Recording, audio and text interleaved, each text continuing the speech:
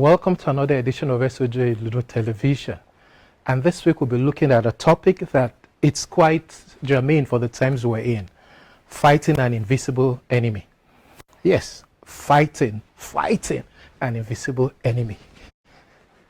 As most world leaders have begun to verbalize, we're at war.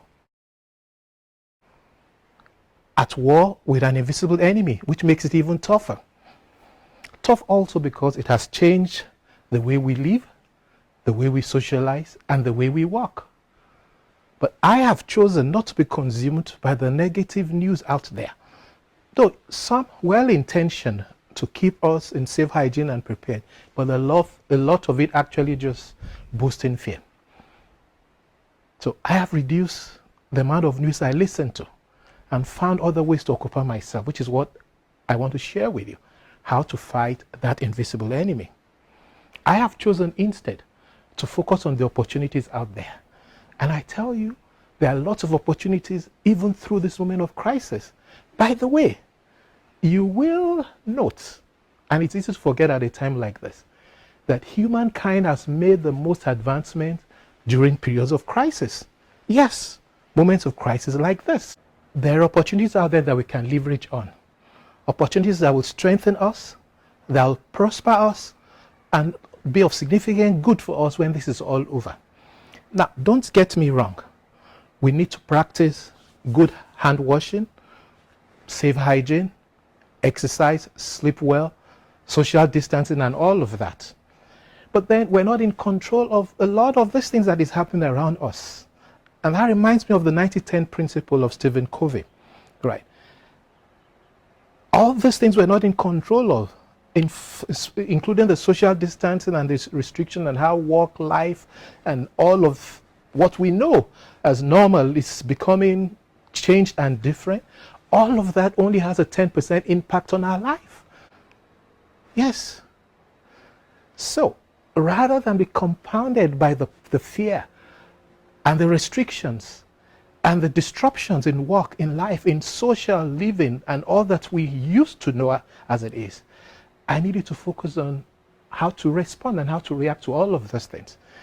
Because that gives the 90% of life back to you.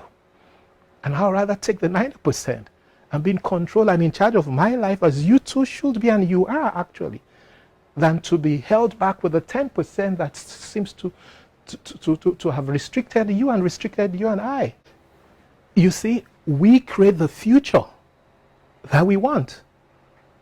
Coronavirus or not, you create the future that you want.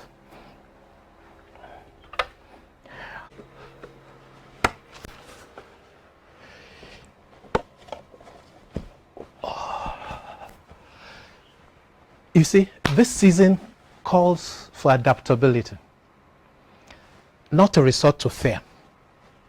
Remember Charles Darwin's theory of evolution.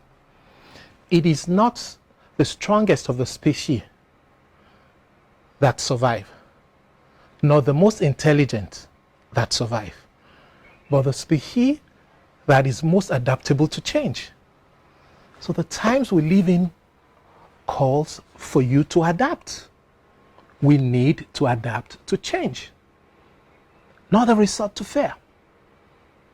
Coronavirus, COVID-19, the silent, whatever you call it, the noiseless pestilence, the noisy pestilence, or whatever it's called. I choose to adapt to change. You should also, by thinking right and looking for the opportunities around you.